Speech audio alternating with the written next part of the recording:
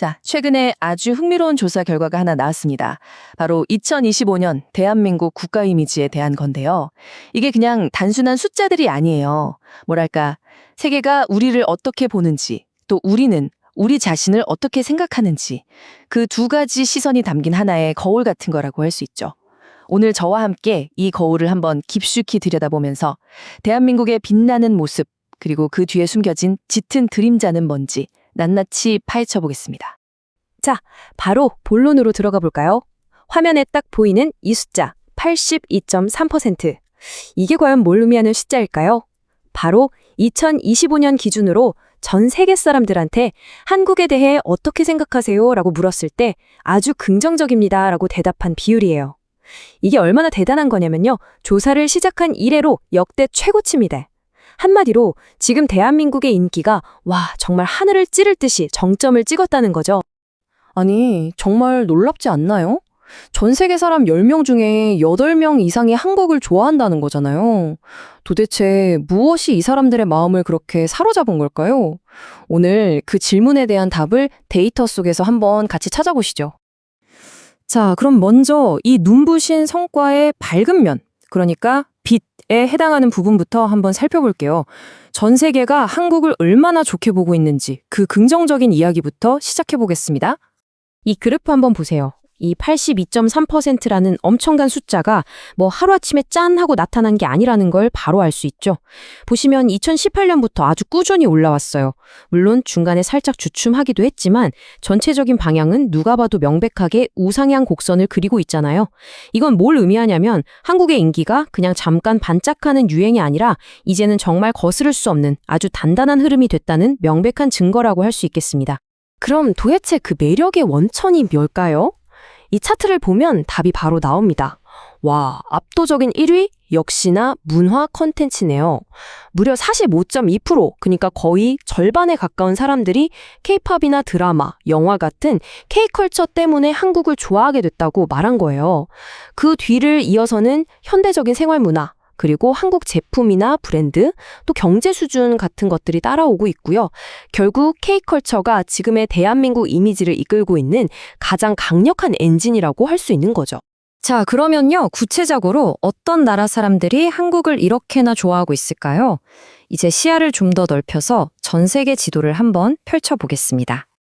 이 순위표를 보면 진짜 재미있는 점이 하나 보여요. 상위권을 보세요. 중동, 아프리카, 아시아 국가들이 쫙 차지하고 있죠. 특히 아랍에미리트랑 이집트는 94%가 넘어요. 이건 거의 만장일치 수준 아닙니까? 전문가들은 이게 그냥 K 콘텐츠가 인기 있어서만은 아니라고 봐요.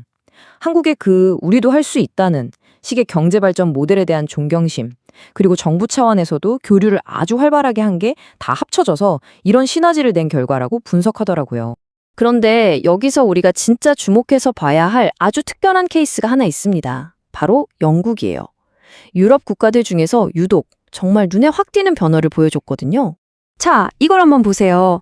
불과 1년 만에 영국 사람들이 한국을 좋아한다고 말하는 비율이 무려 9.2%포인트나 껑충 뛰었어요. 이건 진짜 어마어마한 변화거든요. 유럽 국가 중에서는 유일하게 세계 평균을 훌쩍 넘어선 수치이기도 하고요. 아니 대체 지난 1년간 영국에서 무슨 일이 있었던 걸까요? 그래서 더 깊이 들여다봤더니 이유가 그냥 K-팝이나 드라마 때문만은 아니었어요. 물론 K 콘텐츠가 큰 역할을 한 건 맞아요.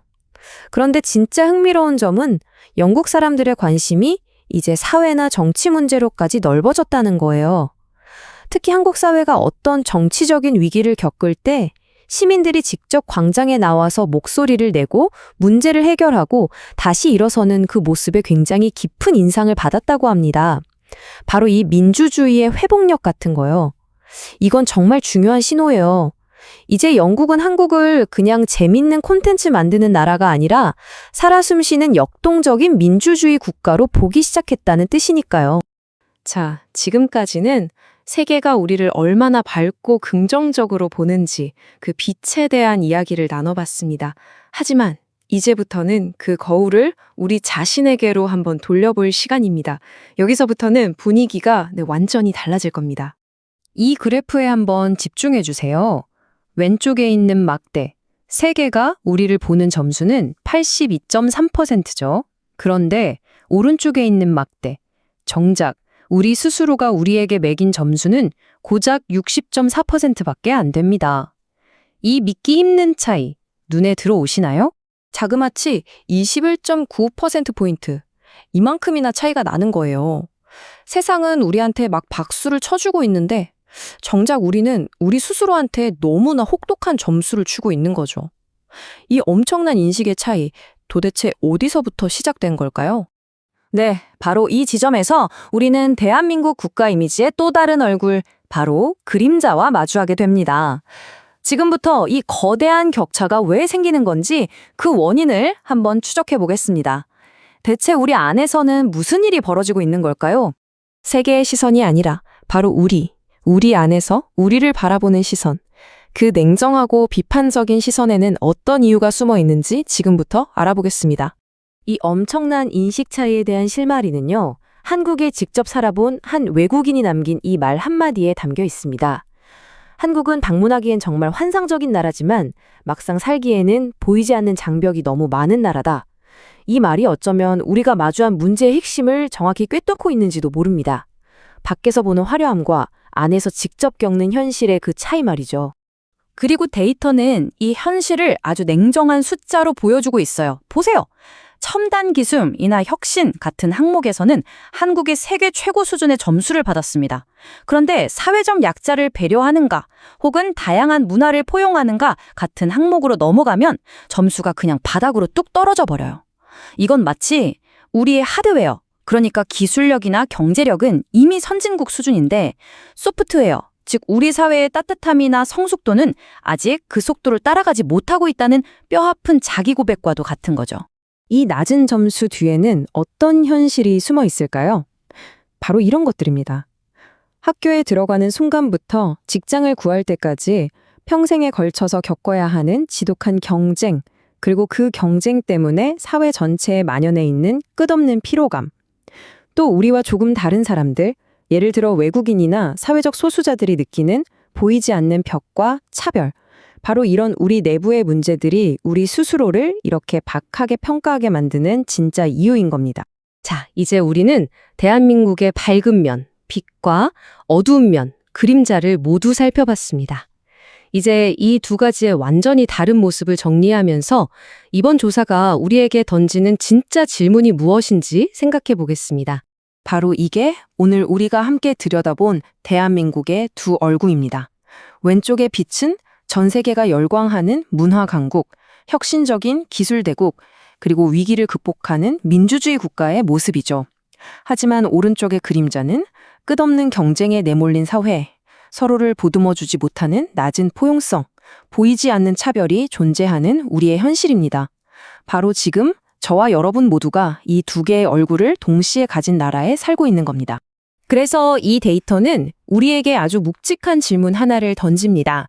대한민국의 국가 이미지가 역사상 그 어느 때보다 밝게 빛나고 있는 바로 지금 우리가 진짜로 추구해야 할 선진국의 모습은 과연 무엇일까요? 그저 높은 빌딩과 전 세계를 휩쓰는 K 콘텐츠만 있으면 그걸로 충분한 걸까요? 아니면 그 화려함 속에서 살아가는 모든 사람들이 누구 하나 소외되지 않고 서로를 존중하는 그런 따뜻한 사회를 만드는 것이 먼저일까요? 이 질문에 대한 답을 함께 고민하고 찾아 나가는 것, 그것이야말로 오늘을 살아가는 우리 모두에게 주어진 가장 중요한 숙제가 아닐까 싶습니다.